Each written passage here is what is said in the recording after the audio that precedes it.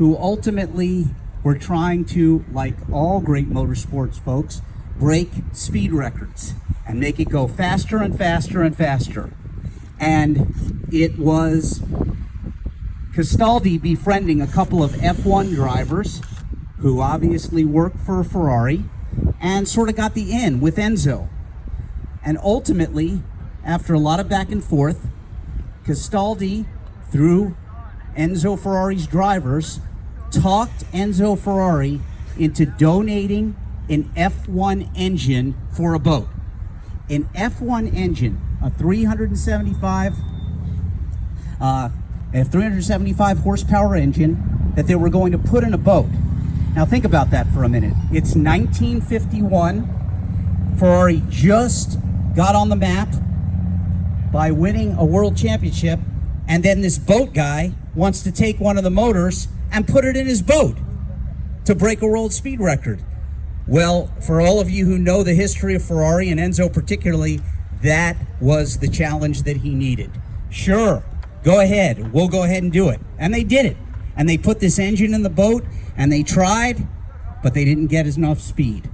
So Enzo ordered it back into the shop, and the entire Ferrari team, by hand, made this boat what it is today. It is the same 1952 boat that was built at the Tomasi Boat Factory on Lake Como, Italy. The engine is one of 4 F1 engines. Again, 3 were for the race team, the 4th got donated to the boat, and the magical items that they did with this motor, which we'll show you in a few minutes, was just amazing.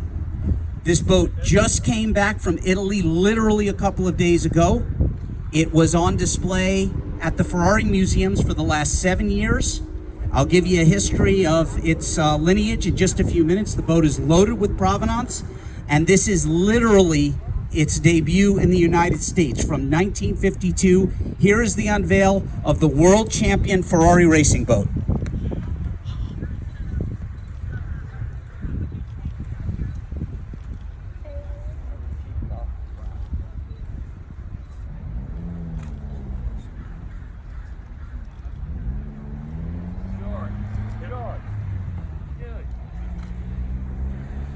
And there it is, ladies and gentlemen. Beautiful. It is a beautiful boat. Thank you. Now, I'll stand on the side so you can take your pictures and your video, but I'll tell you a little bit more about the boat. The boat literally has had a lineage of only 4 owners, 2 of which were the original drivers, Achille Castaldi and Nando Dell'Orto. And you can see Dell'Orto's name is still on there. After Castaldi broke the world speed record, which, by the way, he did finally in 1953 after the second run with the engine, and they upgraded all the engine. They put in dual superchargers. They put in magnetos. The boat has got 2 spark plugs per cylinder. It is, and the 375 original horsepower now did 500 plus horsepower. The world record that was broken on in this boat in 1953, it was actually October 15th, 1953, is still held to this day. 150.12 miles per hour. 150 miles an hour in an 800 kilogram hydroplane across the water. Oh, by the way, the boat has no seatbelts, and in a minute I'm going to show you the helmet that was worn, okay? So, you talk about daredevil nature. The boat is so much provenance, there are literally thousands of pictures historically. This, in fact, is Dell'Orto's original helmet. Folks are welcome to take close-ups or pictures of the helmet as well. Dell'Orto, after Castaldi broke his world record, went on to win numerous championships. They're stamped right on the aft of the boat there behind the number 50. The boat has an original Bugatti steering wheel that was put in the day that the boat was built. And as we mentioned just now, the boat was completely certified at Ferrari Classique. We took it from Maranello straight here to Pebble Beach after making sure that it was completely water savvy. The boat can still run exactly as is. And today's major announcement is after 7 years of ownership with the 4th owner, and thousands, hundreds of thousands of people enjoying the boat at both of the museums in Ferrari. The boat is at Pebble being announced for sale. It is time to finally move on to a new owner. Our current owner does a lot of philanthropy. He donates and loans cars and boats all over the world to different museums, and it has been seen obviously throughout Italy for the last 7 years, and we are ready to move it along to a new owner. George and Dylan, if you guys wouldn't mind helping, we'll take the cowling off of the front of the boat here so we can look at the engine. Sure. And in just a minute too, we wanted, while the guys are pulling that off, and I'll let you can step up, you can take all the pictures that you want of the motor. Again, this is absolutely the same motor that was put in, that they dropped in the boat in 1952. Enzo, by the way, personally oversaw every step of this process. It's documented. We have pictures of Enzo overlooking the boat, and you folks are welcome to step up and you can see how beautiful this boat is. There's two Weber 4-choke carburetors that were custom made for the boat. It has dual root compressors or superchargers. It has got 2 magnetos instead of distributor caps, so the boat can keep running even fully submerged in water. It is an amazing, amazing item. Again, you could see why I started out by announcing that it was Ferrari's best kept secret ever. This boat has never been in the United States, but as I personally witnessed last week along with the owner in Maranello, the boat runs as if it just came off the production line in 1952. With current fuel, the boat can do over 600 horsepower at this point. And again, no one has broken the world speed record in the 800 kilogram class with any other motor. This is a Ferrari special, a one of one.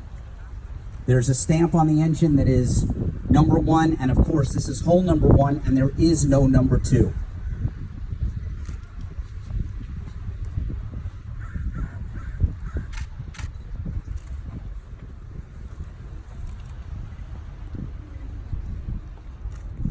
Reminder again about the differences between the 51 motor that was used for the F1 Grand Prix Championship and this one. The dual 4-choke carburetors, they're Weber carburetors.